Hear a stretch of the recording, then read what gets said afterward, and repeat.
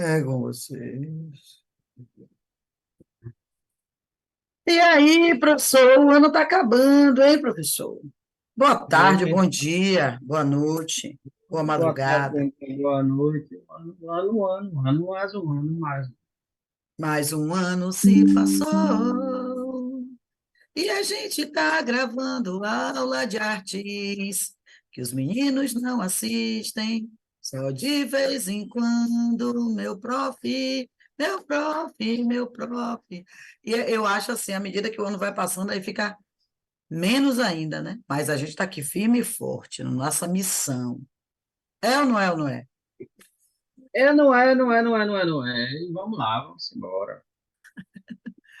Vamos caminhando. Ronald, hoje nós faremos o nosso capítulo 19, não é isso?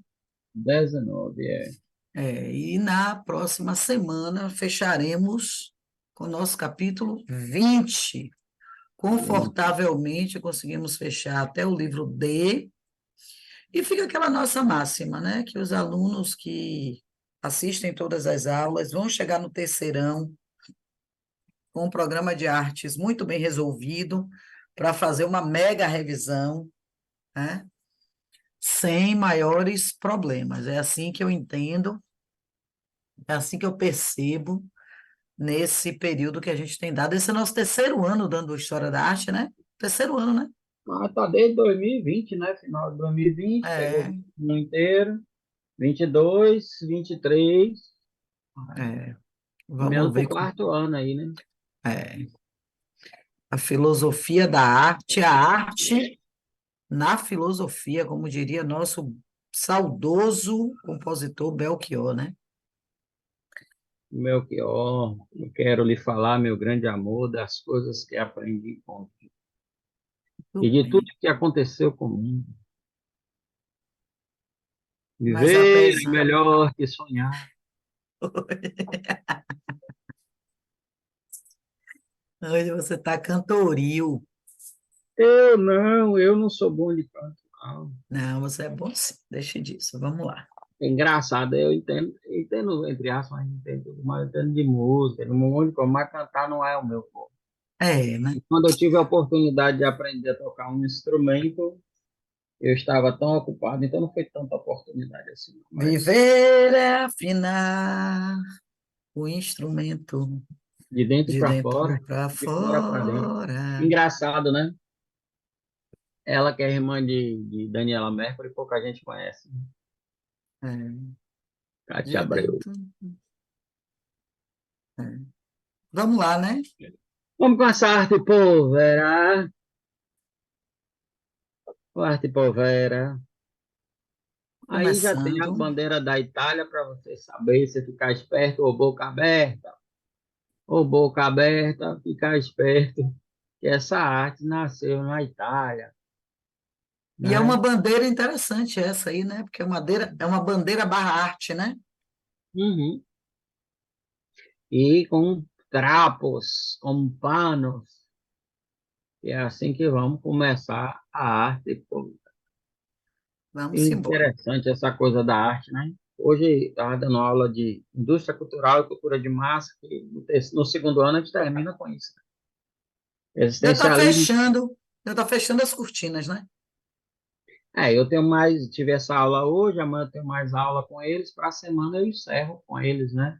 É a penúltima aula, porque na outra semana eu tenho uma aula só, um dia, para 3 turmas. As outras, a maioria delas eu já, se Deus quiser, darei minha última aula deste ano, semana que vem. Então, Sendo que semana que vem, na quarta-feira, é um feriado, né? e aí eu dei sorte, porque quarta-feira, eu, como não tenho aula com o segundo ano, não me prejudicou em nada, né? Porque eu estou fechando aí, minha prova é a última, né? Minha prova só é um Sim. dia antes do simulado. Ô, Chico, deixa isso aí, rapaz. Meu gato tá aprontando. É gato.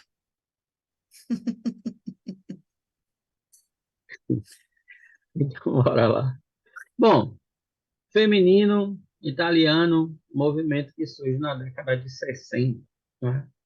Hoje eu estava falando, né, porque eu estava falando de indústria cultural, cultura de massa, né, que a gente Sim, precisa ter cuidados, né, uma discussão que gerou em torno da escola, em relação, né, de alguns colegas, professores, em relação ao comentário de Caetano, a uma questão que caiu. Eu não vou entrar aqui porque eu tenho algumas colocações que são contrárias a outras colocações, mas é aquilo que eu estava falando hoje com os meninos, é o seguinte, olha, existe três tipos de crítica. Eu aprendi isso na filosofia, então quando eu fui estudar letras, eu já vinha com esse pensamento. A crítica interna, você lê o autor, você bebe ali na obra, na fonte. A crítica externa, você lê os comentaristas, aqueles que comentam, e a crítica genérica, né? Isso aí forma os três pontos aí da crítica.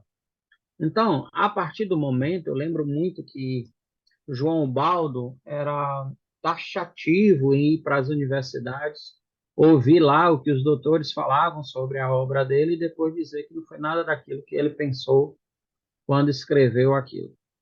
Então, a arte, ela tem esse fluxo, né, esse movimento de transformação e que ela é composta dentro de um período histórico.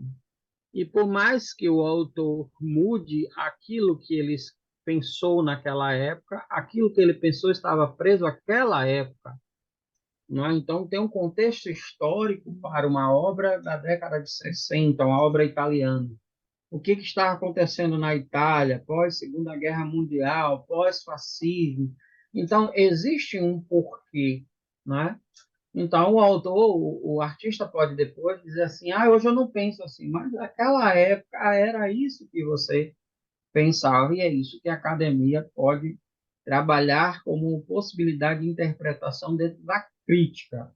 Não é dentro do que Paula acha, do que Ronaldo acha. Por exemplo, hoje eu coloquei no quadro para eles lá o conceito de arte erudita. E disse para eles: eu não concordo com esse conceito, mas o que eu concordo ou não pouco importa.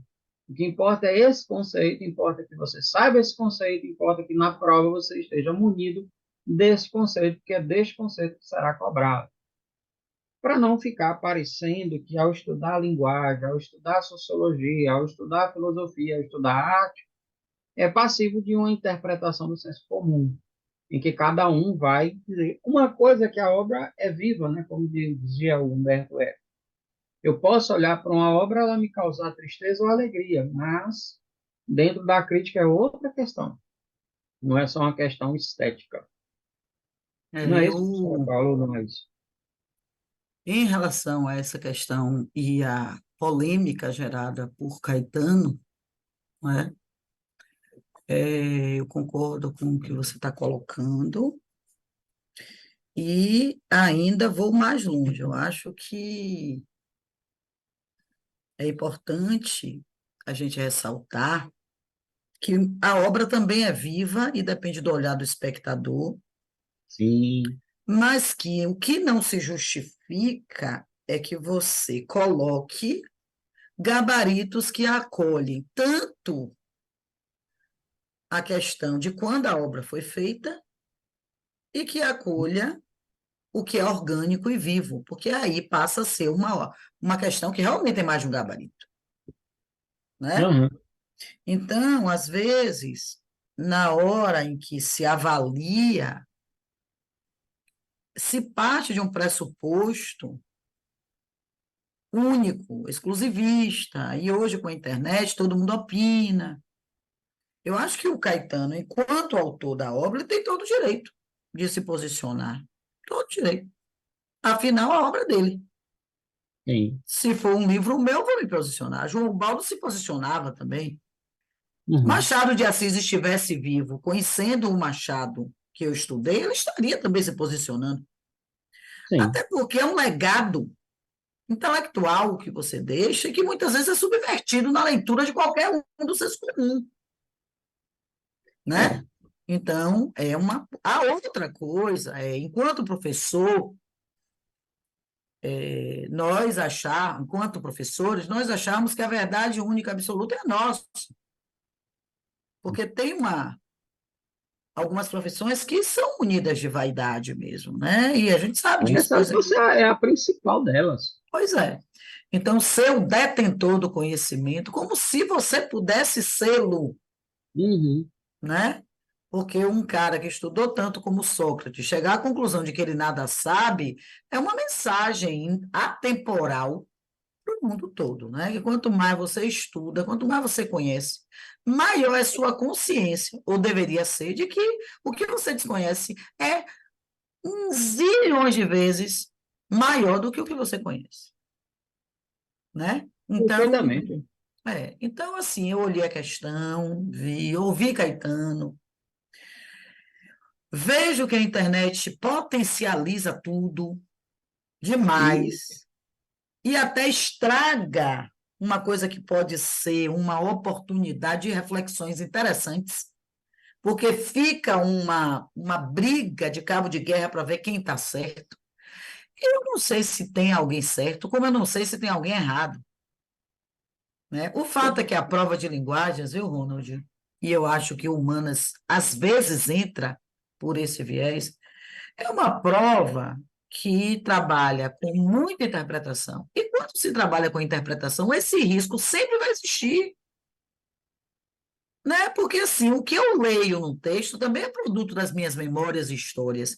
Mas o que fez produzir tal texto é algo que quem vivenciou, enxergou, experienciou, foi o autor barra compositor barra eu lírico, né? Então, assim, a gente sempre numa questão interpretativa. Eu já ouvi músicas, canções, que quando o compositor ia trabalhar, eu parava, nossa, eu nunca pensei nessa possibilidade, né? Você vai em Itabira, no museu, que era o sobrado da família Drummond, e hoje é o museu da família Drummond, você tem a história de José. José, que tantas interpretações possui, né? Ele diz assim, e agora José? Porque José é qualquer pessoa que perdeu a esperança. Lá está contada a história que José era o irmão de Carlos Drummond. uhum. E que José se apaixonou, se enamorou, né? Porque na época não se chamava apaixonar-se, pela sua vizinha do sobrado em frente.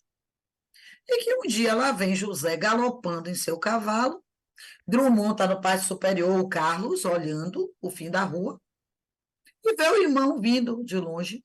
E quando ele olha para o sobrado, vê a sua enamorada, o alvo de seus devaneios e encantos, acompanhada. Não conversa. Subiu a escada do sobrado a cavalo, isso Carlos Drummond vendo tudo. Disse uma meia dúzia de desaforo, desceu e ganhou a rua. E é por isso que ele diz: e agora, José? A festa acabou, a luz apagou. Só que ninguém tem essa obrigação de saber a história, né? Aí eu só faço uma ressalva. Se você coloca numa prova, se você coloca como conteúdo a ser cobrado, aí você cria um problema, né? Que é aquilo que o Humberto Eco fala, né? Da obra aberta. Então, se você estabelece, por exemplo, é igual na prova lá a questão de Descartes. Os meninos, professor, eu li o texto, não sei o que eu digo, mas eu avisei a vocês que um texto de filosofia, um fragmento de um texto de filosofia é diferente de um texto de linguagem. Uhum, Por quê? Porque você pega um corte que não diz o conceito que está ali. É só um pretexto para você pegar ali e lembrar de alguma coisa. Então, certo. a resposta é dualismo e não tem nada a ver com o texto, porque tem a ver com o conteúdo de Descartes. Sim, Então, assim, na medida que eles vão botar Descartes, então tem que ter uma chave interpretativa que não seja dessa subjetividade sim, ou lógico. não crie nenhuma posição de ambiguidade, como foi a questão. Então, assim, mas se eu vou cobrar a questão da música de Carlos, ou Carlos, a música, ou a poesia de Drummond, eu tenho que estabelecer, porque eu vejo isso que é muito interessante. Às vezes as pessoas, não você, mas alguns, quando tinha a prova da UPA tinha 10 livros, e se trabalhava esses livros exaustivamente, não é? O momento era diferente, que a maioria dos alunos lia, mas eu acompanhei uma época que se produzia aqueles resuminhos que se vendia até nas bancas. Eu acho que né? se vende uma ideia de que o aluno lia mais, viu? Se vende essa ideia, mas a gente que acompanhou sabia que os alunos ficavam loucos pelas aulas porque não liam. Eu estou te Não dizendo via porque eu dei aula livros. dos livros. Eu lembro, eu não dava aula, mas eu acompanhei várias aulas suas lá na Graça, aulas de Charles, que fazia muito isso, né? Então, assim, Zé Carlos, uma galera que já trabalhava com a questão de linguagem naquela época já. Teve uma época que eram 16, não eram 10, 16 e 10 Aí filmes. ainda tinha os da UNEB, etc. E eu Ah, comecei a trabalhar literatura no ensino médio dessa maneira. E a gente já dividia esses livros no primeiro, segundo ano, as possibilidades dos livros, período. Então, você fazia uma cobrança em cima daquilo que era possível, porque se vai cobrar na prova, não pode ter uma ambiguidade. sim. Então, tem que estabelecer o que é. Aí você diz assim, mas a gente não estuda, e é justamente aí onde eu quero pegar esse ponto e já tive discussões sérias. Se você trabalha uma coisa para o aluno, e isso é passivo de uma prova, seja ela a prova que você cobra durante as unidades ou uma prova de vestibular, né? E tem que ser estabelecido um critério para que esse aluno não chegue lá. O aluno que não estudou, aí já não é um problema meu. Mas o aluno que estudou, ele não chegue lá e fique o que é isso. É uma coisa também que eu faço uma crítica muito séria à questão de filosofia, porque, por exemplo, se colocar autores, né, contemporâneos e que são difíceis e que na faculdade a gente estuda filosofia no último semestre, lá quando você está fechando as cortinas pelo grau de sua complexidade, colocar ele no Enem comentando um autor, que na verdade é para trabalhar antiga ou medieval e moderna, e se coloca um cara pós-moderno ali que o aluno nunca viu o nome, se assusta, e aí o aluno diz, mas o senhor não falou sobre esse autor, não tem como. Mas o senhor não conhece todos os filósofos, não existe essa possibilidade de conhecer todos os filósofos, mas a gente tem um ali. Então, a questão não é esse autor, ele está comentando algo que você viu. Mas por que não colocou? Já que vai cobrar Aristóteles, por que não colocou logo Aristóteles? Tem que colocar alguém comentando Aristóteles. Você diga, aí não sou eu que faço a prova. Mas vocês estão preparados para fazer. Mas assusta você ver um cara como Derrida, não assusta para o menino. Um cara como Merleau-Ponty, numa prova que é para o ensino médio. Então, assim, são algumas das indagações que a gente recebe professores ao trabalhar esse conteúdo. Mas Faz parte, né? é, Mas é importante isso tudo, gente. Essa discussão toda não tem nada a ver com Caetano ou com a prova do Enem, mas e não, sim com a necessidade que cada um tem, né, de indo para a prova levar um arcabouço, né? Não é assim, é prova disso ou daquilo, e aí a interpretação vai resolver a prova toda. Interpretar é sempre bom, até porque o enunciado de cada questão depende de interpretação. Então, quando o Ronald traz a arte poveira, né, com o significado, com o contexto, né, essa imagem, para mim, inclusive, é muito significativa, porque vai ter gente que vai olhar e dizer, um monte de roupa colorida aí, né? Isso é arte por quê? Né? Só que nós continuamos, Ronald, na pegada da releitura, do questionamento da arte tradicional, né? E muito desse nome do significado, né? De arte pobre, mas que não é pobre porque não tem conteúdo, né? Mas pobre porque se utiliza pouco para que ela seja construída. Não é isso mesmo? com certeza. Não precisa de nada, ela é simplória, né? É uma arte que você trabalha a bandeira lá, tinha pratos, ou seja, é aquilo que mais à frente a gente vai trabalhar como artistas que no Brasil trabalhou o lixo útil, né? De você Sim, pegar a questão da reciclagem, mas você pegar algo que aquilo não tem um custo, seria algo no sentido mais simples, né? A palavra pobre, a palavra que é muito interessante. Eu estava vendo um texto, uma discussão sobre tradução. E aí, na tradução bíblica, você tem lá felizes os pobres de coração. algumas pessoas acham que a tradução seria feliz o simples de coração, né? Então, a palavra pobre. Então, quando você trabalha questões de tradução, você vê que a palavra pobre, naquele momento, fazia um sentido semântico que talvez hoje não tenha a mesma ideia, né? Então, por exemplo, até mesmo a ideia de pobreza no Brasil, a gente confunde bastante com a ideia de miséria. São Sim, conceitos totalmente diferentes.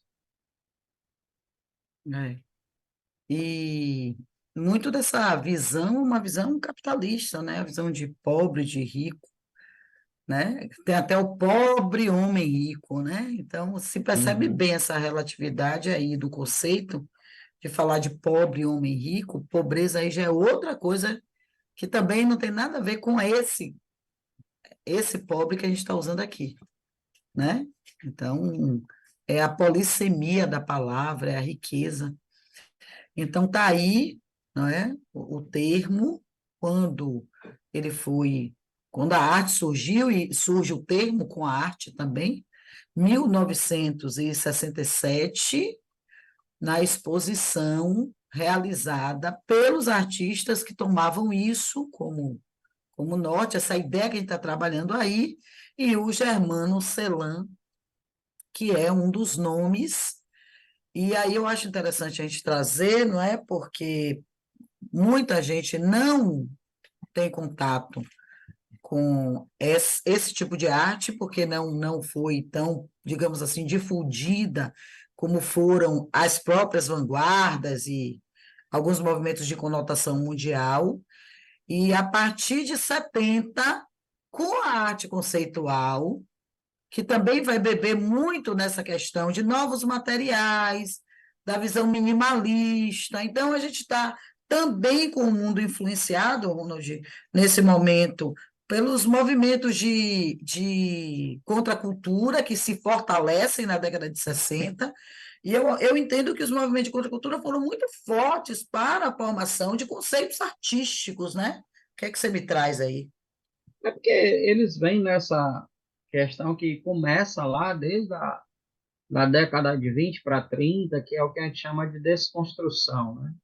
Então, a própria ideia de uma sociedade que é organizada e que vem dentro de uma conjuntura hierarquizada e organizada, em que tudo parece ser harmônico, essa desconstrução, né, principalmente que vai aumentar depois da Segunda Guerra Mundial e nas décadas seguintes, porque você vai ver intensificar algumas formas de governo, mesmo depois da Segunda Guerra Mundial, que tem caráter extremamente ditatoriais ou totalitários, e aí vem uma e disfarçado, né, que é aquilo que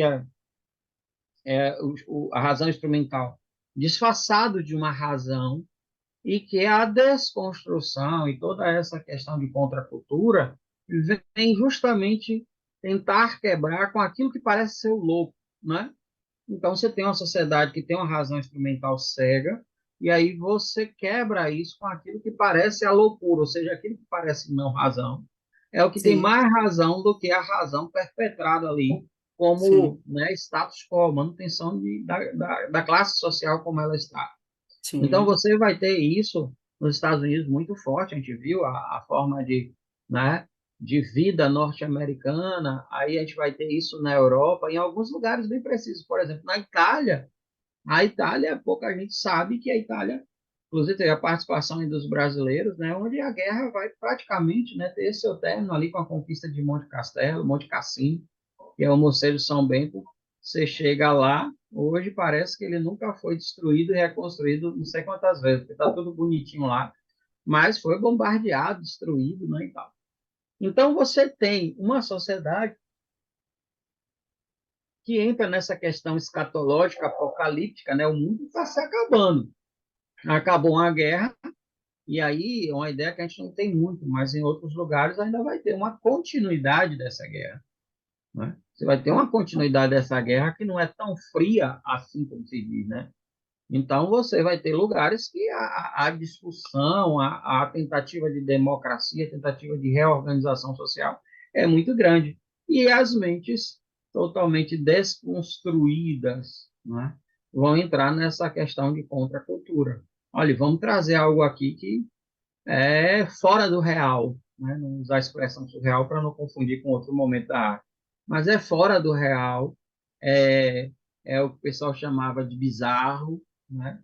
E que está ali gritando por uma mudança social, por uma reinterpretação da sociedade, né? E eu acrescento a tudo isso é, o questionamento do capitalismo, né? Então, que já vem, mas vai criando força. Hoje, 2023, já 2024 dando um oi para a gente, né? Um mês e 20 dias.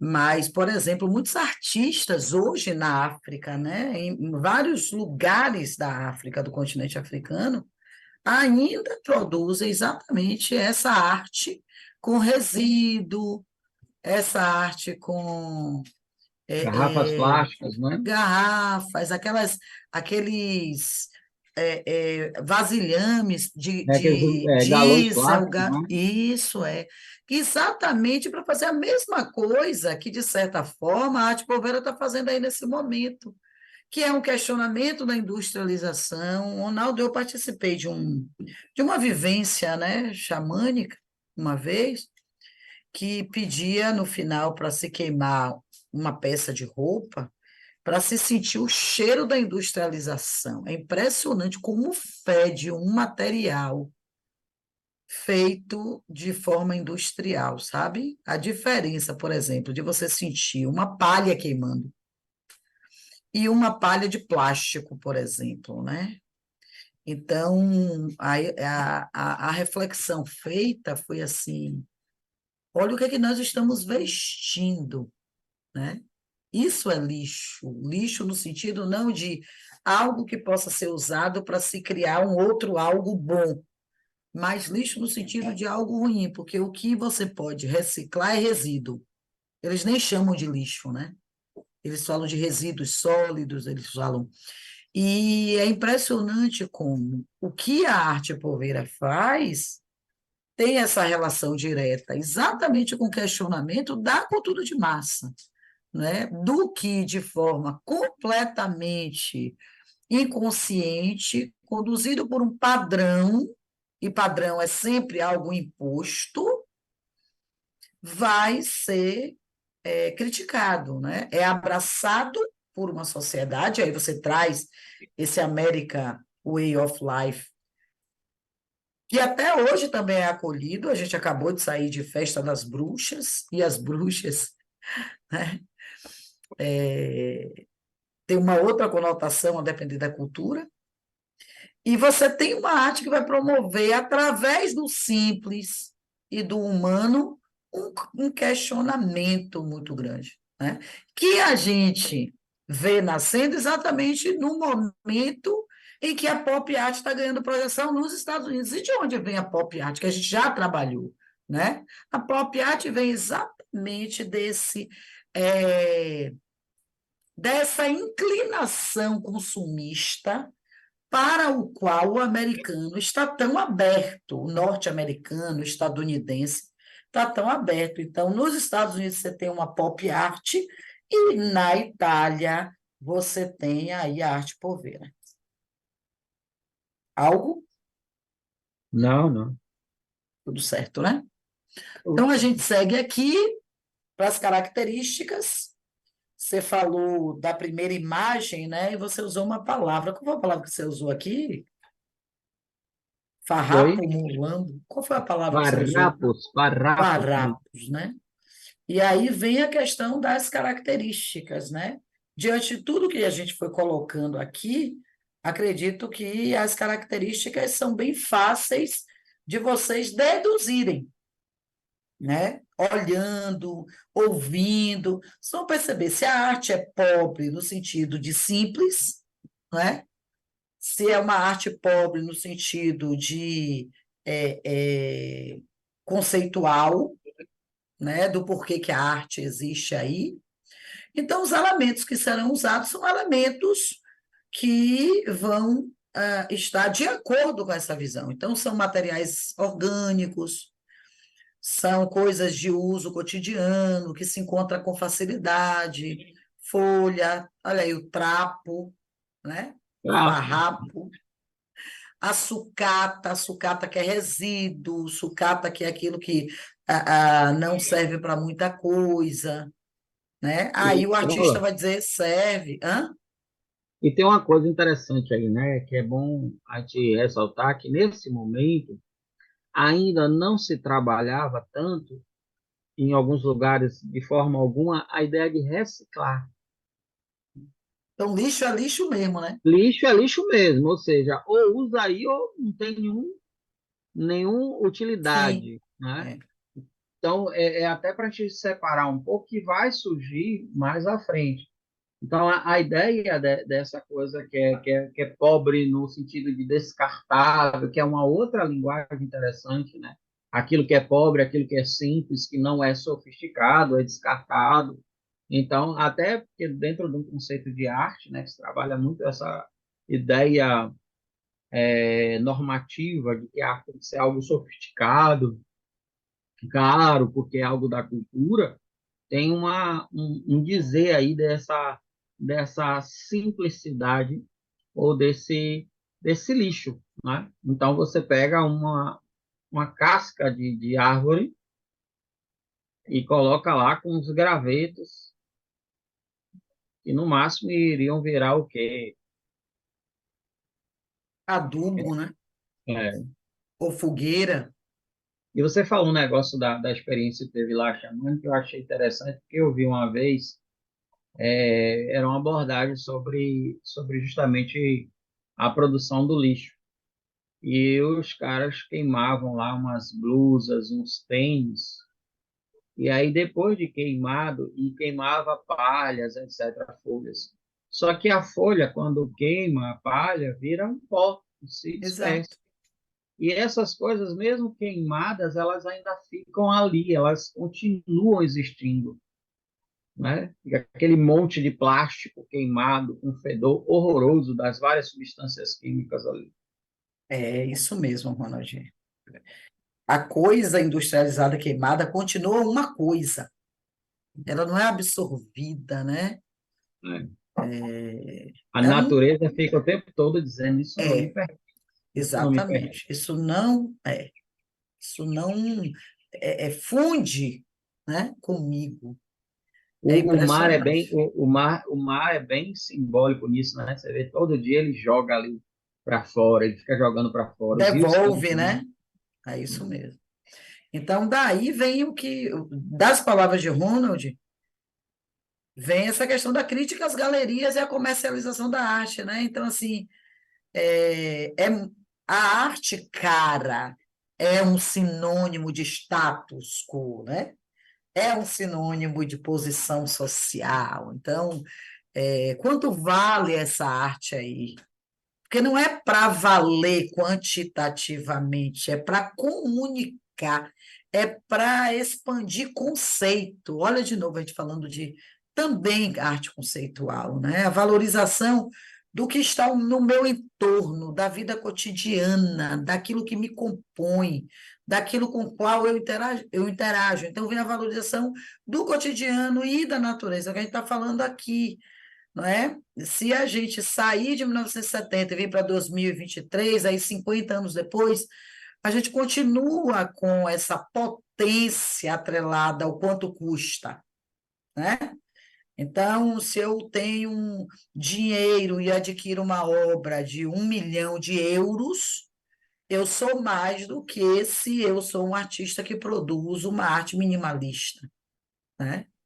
Então, a ideia é de confronto mesmo, né, Ronald? É a ideia de chocar, é de questionar, não é? Porque não é isso que é considerado, e aí vem o que você falou sobre a arte erudita, né? Você vê que a arte erudita hoje já absorve um pouco da arte popular. As academias começam a trabalhar com a arte popular. E é bom que a gente diga que a arte popular continua popular, ela não passa a ser erudita, né? Porque ela está sendo estudada pela academia. Isso é muito importante porque, assim, outro dia eu vi um cara fazendo uma partitura e mostrando a partitura de uma valsa e uma partitura de um samba. Ele mostrando que a valsa é extremamente mais simples e é considerada erudita, e o samba, aquela partitura que ele fez, extremamente complexa. E ele chamava atenção para o seguinte, Ronald: essa partitura complexa nasceu espontaneamente no seio do povo. Você não desenvolveu isso aqui na academia, entende? E ele trazia, isso é erudito, indo de encontro ao conceito, sabe?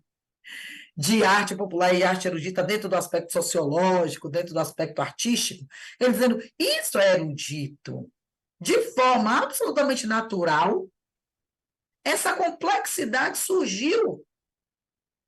Eu achei fantástico, fantástico o modo como ele apresenta, né?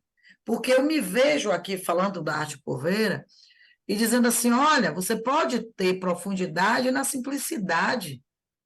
A espontaneidade pode ser extremamente profunda. Uma arte simples, pobre, pode ter tanta ou mais profundidade do que a arte acadêmica, sem que isso não estejamos aqui dizendo que a arte acadêmica é pior. Ninguém está falando de melhor ou pior. Há uma necessidade do ser humano de escalonar, de classificar, não é? Para dizer bom, ruim, bonito, feio, certo, errado. O fato é que você tem aí artistas que vão fazer um confronto e vão enaltecer esse contraste, o item 2 é entre o velho e o novo, o que era e o que passa a ser. E aí vem essa linguagem, que em muitos momentos se parece com a arte de vanguarda. Por quê? Porque é uma arte em que as pessoas não vão encontrar a razão ou a lógica, que é uma lógica imposta. Então, o que é surreal, o que é dadaísta, é aquilo que valoriza o que se considera absurdo, porque a ideia vigente é isto não é absurdo, isto é absurdo. É algo que é pré-feito, que é pré-colocado. Então, se isso é normal, tudo que for diferente disso é anormal. Então, você olha para uma arte dessa que está à sua direita e vai dizer assim: isso é absurdo para o conceito de não absurdo que eu conheço.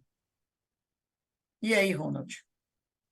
É porque essa é uma discussão bem interessante, porque é assim, a dialética que é feita entre o popular e o clássico, né, é assim, um absurdo. Porque, por exemplo, você estava falando aí da questão do cara lá trazendo. Eu tinha um cara que estava mostrando as letras. De fato, são interessantes de algumas composições de Mozart, que você ouve e acha que é uma coisa só até religiosa e que tem questões até eróticas, sensuais, e que a gente não pode esquecer que a arte vem, né, da manifestação popular. Sim, Então, quem diria que um dia Chiquinha Gonzaga e toda aquela questão do chorinho pudesse ser encarado hoje como uma música erudita brasileira? Ou você pensar como eu vivi na década de 90, o pagode fundo de quintal no Rio de Janeiro hoje fosse tido como um tipo de samba mais clássico ou mais, né, entre aspas, erudito do que os sambas aí, que são os pagodes, pagodões, etc. Né? Hoje eu estava falando com os meninos sobre a questão do fluxo, né? E aí eu falando, eu monto um som grande no meio da rua, não é um paredão. Esse paredão é outra coisa, que tem a mesma concepção sonora de estar na rua, mas o uhum, paredão já é uma coisa mais ligada ao pagodão, ao trap, e lá já é a questão do funk das comunidades, que é sim, diferente do funk do asfalto, como é chamado, né? Dos bailes já do asfalto e não das favelas ou comunidades. Aí eu me disse, pô, mas que interessante, professor, a gente pensa que é tudo a mesma coisa, né? Mesma coisa, é porque ao longo do tempo hoje você já tem aí vários estudos sobre a composição do Luiz Gonzaga, o Gonzagão, e daqui um dia o tipo de forró. tocado por ele Dominguinhos, vai ser algo mais cult, né? Sim. Diferente do que é tocado agora. E é essa questão que é terrível da ideia, né? Que meus professores não escutem eu falar isso, da ideia do academicismo, né? Mas é Se, terrível, porque você estabelece a norma e diz isso é assim, isso é o bom, isso é o melhor, e aí vamos lá. se seus professores ouvirem isso, você vai O estar bom é em que boa maus parte dos lençóis. meus professores não vão ouvir, que eles já, quer dizer, só se for numa esfera diferente, mas com os próprios ouvidos, não que a maioria dos meus professores já estão todos mortos, a não ser do último curso que eu fiz, mas dos outros, o que eu tenho de professor hoje que já foi para outro plano, já não é brincadeira. Eu estava comentando aqui outro dia que meu professor de latim, quando foi meu professor, lá em 1993, 94, ele já tinha 80 anos. Foi Aí no Petrônio, Sartre, foi? foi, patrônio. Eu E conheci Petrônio, Petrônio a foi meu neta professor. dele foi nossa aluna na Graça, a neta Sim, e de a filha Petrônio, dele foi professora de latim da Católica. Augusta, Maria Augusta. Uhum. É. Vamos lá, senão vira reminiscência. Vamos lá. Então, tem as Fique não, principais. professora, fique calma, a reminiscência é tão bom, já que a gente volta para o eterno retorno do mesmo. É, mas é o eterno retorno do mesmo para a gente, para os meninos. Sim. Nós entramos aqui nas obras e nos artistas, tá certo?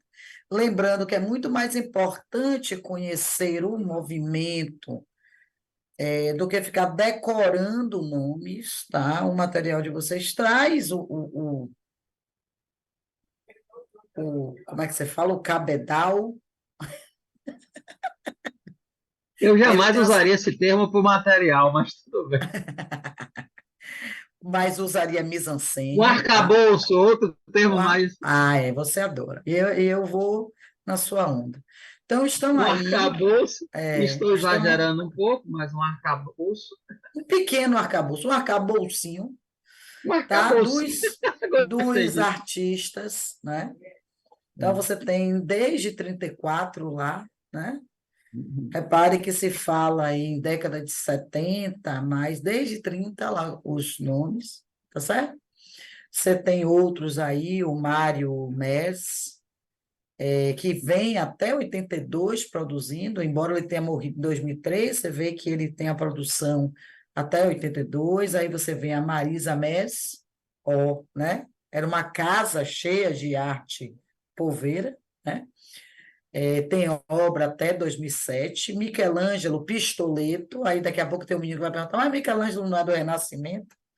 Não, isso daí é o Então, que foi comprar uma pistola. É do é, século XX. Pistoleto, é. Michelangelo usaria uma espada. Então, Exato. você vem com obras também aí na década de 60, 67, 68, e você tem aí ainda um pintor grego que também produz na década de 60. Agora, de novo, não fiquem preocupados com nomes. É óbvio, viu, gente, que quando a gente tem conhecimento do artista, faz uma diferença na hora em que você está diante de determinadas questões, tá certo?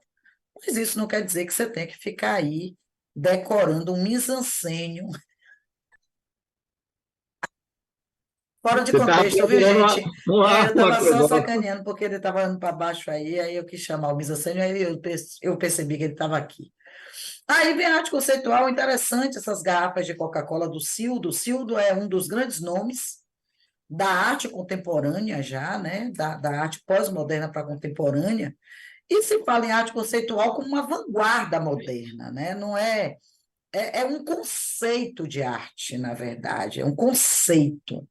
Não é um tipo específico de arte, mas é o que rege a arte em determinado momento, que são exatamente os anos 60 e 70 nos Estados Unidos e na Europa, e cuja preocupação é trazer essa reflexão sobre conceitos. O que vale na arte é o seu conceito, não é o que eu estou mostrando, mas é a ideia, a reflexão. Então, não é a aparência. Olha ali, o finalzinho, ó. Expressão artística pautada nos conceitos, ideias e reflexões, em detrimento da própria aparência estética da arte. Então, tem muitos, inclusive, vanguardistas que vão partir da arte conceitual, como Deschamps, né? Quando Deschamps transforma um mictório em uma arte, ele não está preocupado com a aparência, né?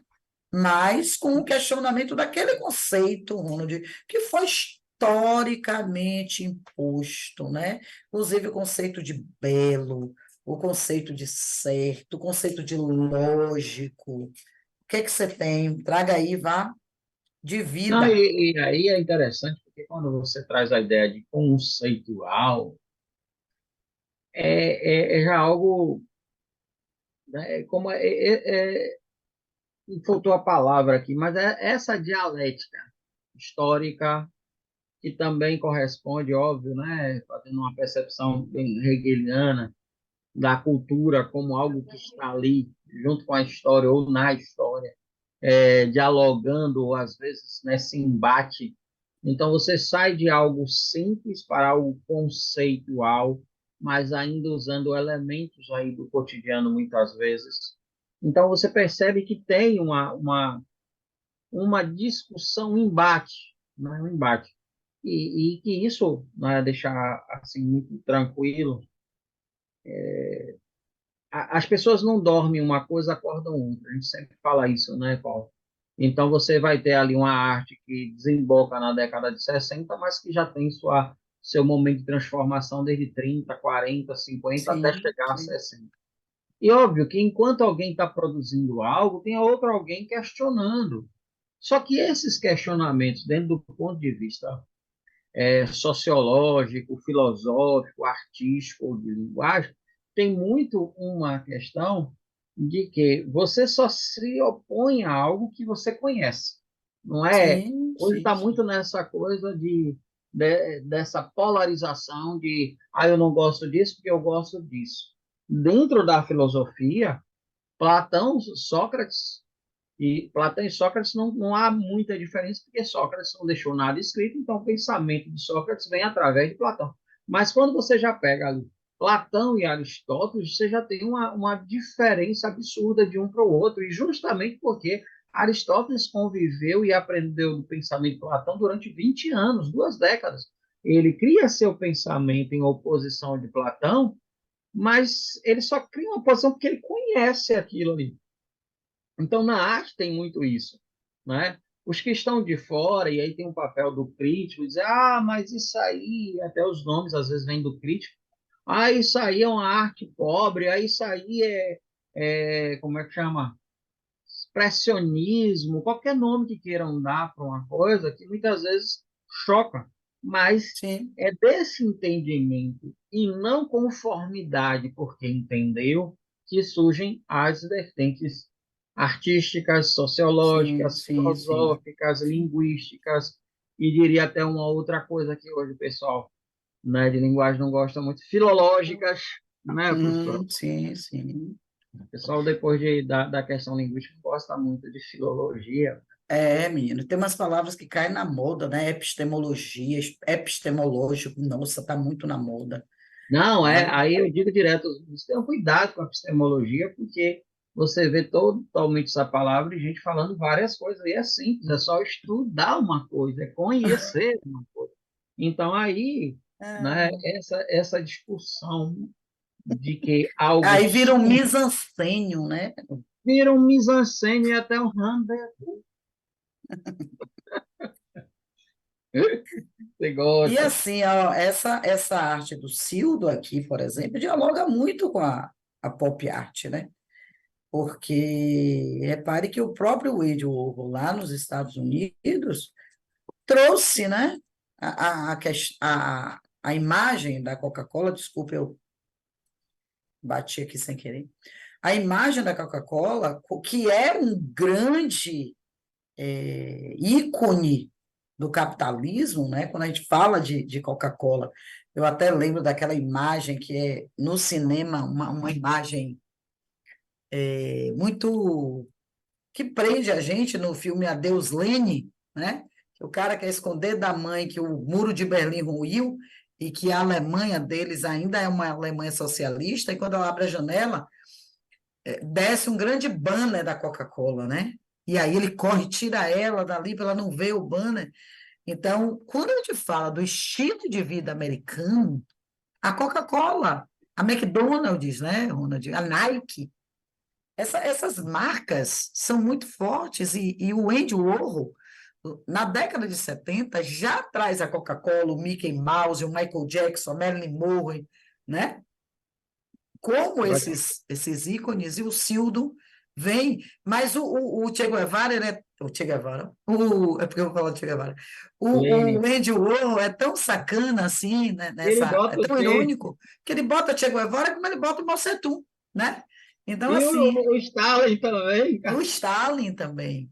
Então, ele quer, na verdade, mostrar qual é a figura que você está consumindo, que produto é esse que você está consumindo. Porque se hoje a gente vive internet e a gente consome muita coisa que a gente nem sabe direito o que é, Ronald, me parece que durante muito tempo, e hoje continua, a gente também faz ideia do produto, mas não sabe necessariamente que produto é o que você consome. É uma coisa meio imposta ainda, e cada vez mais, não é por conta da própria internet, e o Cildo dialoga um pouco com isso, né? Sim, é interessante quando você fala desses símbolos, símbolos modernos do capitalismo, como a própria garrafa de Coca-Cola. Você vê que até hoje mantém essa garrafa de vidro, né? E a gente tem a Sim, percepção é que ela é a mesmo. mais gostosa. É Mas mesmo, é mesmo. você Ainda estava tinha falando gente que defendia o rótulo branco, porque tem dela o rótulo vermelho. E no interior eu essa conhecia uma discussão, e esse pessoa, branco e vermelho viram é, grandes eu propagandas. conheci uma pessoa no interior que ela gostava de Coca-Cola, ela dizia, só compra do rótulo branco porque tem mais gás. Que É, ideia, né? você sabe que Continue, a desculpa. Coca-Cola produz alguns refrigerantes da linha Coca-Cola mesmo que são específicas para o ano, né? Então, para os judeus que tem uma parte do ano que não consome o caramelo, então ela tem uma tampa amarela, tem outra que eu não sei, tem uma tampa verde, são festas específicas para um público que consumia, que nesse período não consumia, eles fizeram. Mas eu estava aqui pensando, né, como essa questão da, da técnica como avanço, eu estava falando com os meninos sobre razão instrumental e a dissonância cognitiva. Como a tecnologia cresceu e produziu uma outra razão instrumental que não precisa ser tão instrumental assim, nem precisa ser tão racional assim. Só precisa ser massificado e usado cognitivo, né? Então, eu vi uma coisa que você estava falando, eu lembro que Mosteiro São Bento aqui, apesar de estar na Avenida 7, você não tem nada ali paralelo às janelas, né? É um lugar alto. Mosteiro do Rio, mais ainda, porque você tem a vista da Baía de Guanabara, fica ali em cima de Arsenal de Marinha e tal. Quando eu fui para o Mosteiro de São Paulo, teve uma coisa que me chamou a atenção. Tá tudo bem, eu não estava vendo a cidade ali de São Paulo, mas quando foi de noite, naquela época, década de 90, era a época dos neons. Você vai lembrar dos neons. Aqueles cartazes de neon era um negócio incrível, né? Então, eu entrei na cela e acendi a luz e não vi. Mas na hora que eu fui dormir, que eu apago a luz, está aquele negócio lá, vermelho e branco, assim, acendendo de longe. E eu disse, meu Deus, não sei se uma marca dessa de, né, Toshiba ou Casio, alguma, eu não lembro a época o que era. Sim, Mas sim. chegando ali, eu disse, meu Deus, a coisa chegou aqui, né? Não chegou o som, mas chegou a imagem, né? E hoje não se trabalha mais dessa maneira. E eu estava vendo uma moça fazendo uma crítica a uma coisa que eu não fazia a mínima ideia, que hoje só se mantém algumas barracas não, como é que chama? Bancas de revistas, Sim. não pela banca de revista, mas pela propaganda que é a banca de revista, que é a banca de É revista, verdade. ela é uma propaganda, então deixa aquilo ali. Você vende revista, não tem uma outra aqui. Mas o que é que você está fazendo aqui? Uma propaganda num lugar que não poderia ter uma propaganda ali tão explícita. É verdade. Então, é o consumo mesmo, né? É a É o cultura do consumo, consumo. e esse consumo vem, né, como já fala a escola de Frankfurt, não é só de produto, é de política, e a política também é um De produto, ideias, né? das ideias. Tem um filme, né, aquele filme A Origem, que trabalha como implantar uma ideia no sonho, e Sim, já implanta a ideia não acordado, não precisa estar dormindo, não. exato. Quanto mais acordado, aliás, melhor, né? Melhor. Bom, galera, então, a gente está fechando esse capítulo 19. Na semana que vem vocês terão o último capítulo, já em arte contemporânea, né? Que é essa aqui, que a gente vai apresentar, arte pós-moderna e arte contemporânea, e aí a gente vai fechar. Que bom que vimos todos os assuntos. Nós vamos fechar na semana que vem o nosso programa de arte e de cultura, porque não é só arte, né? É arte, é cultura, é sociologia, é filosofia, é um monte de coisa que vai nesse meio aí. Sr. Ronaldo, de novo, axé, Doutora Paula, muito vamos que obrigado. vamos. Não, não se despeça, não, porque tem segundo ano para a gente gravar agora, tá bom? Um cheiro. Tchau, tchau.